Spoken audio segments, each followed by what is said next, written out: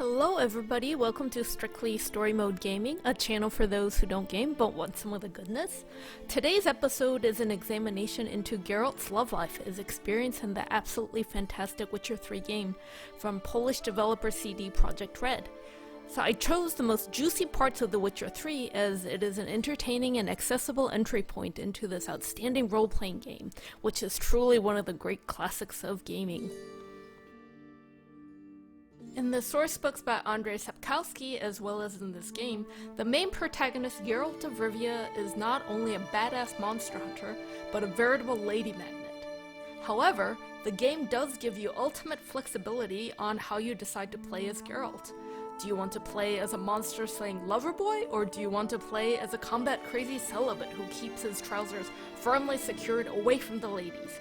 It is entirely up to you. A few times the game will force you to put on a pair of fancy trousers. This might come as news to the gentleman, but a towel wrapped around one's waist is not fitting attire for an audience. The gentleman will kindly dress. Fancy trousers are often a precursor to triggering an outright amorous scene or options leading to one. However, we have been commanded quite firmly to put on these elegant but rather tight Nilfgaardian trousers, as we have an audience with Emperor Var Emrys, this guy. Definitely no romance here. Geralt prefers his combat armor, but if any attractive female character asks him to get dressed for a formal occasion, pay attention. It's not too tricky to figure out the outcome for either direction, but I always make a save just in case. Just masks, right? Probably don't need to wear a doublet, do I? A doublet, Geralt. And it's not up for discussion. Take care of that, then come and see me.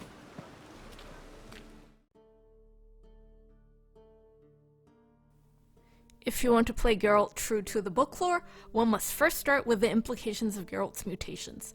Witchers have a physiology and biochemistry different from humans, so the genetic mutations giving Witchers superhuman reflexes also results in some widely known side effects that even school children have heard something about. Sadly, the Ratcatcher has a fever today, but in his stead, we're honored to welcome a Witcher, who will now tell us about his trade. But... Yeah! This is grand! You shan't disappoint them, will you?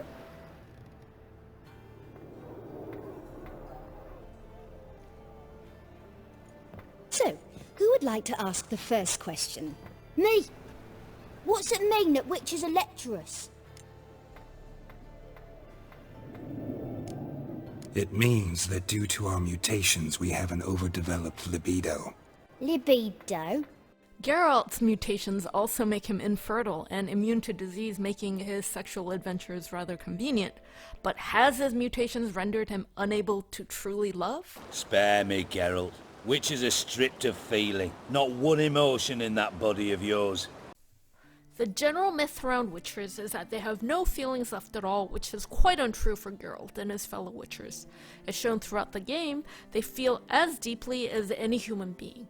The main driving force behind the Witcher 3 storyline is Geralt's love and search for his adopted daughter Ciri. Underneath his gruff exterior, Geralt truly loves those dear to him.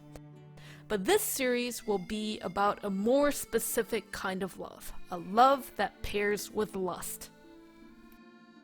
Please join me for the next episode where we explore a classic love triangle between Geralt and two sorceresses, and one of the most famous love scenes in all of gaming involving a stuffed unicorn.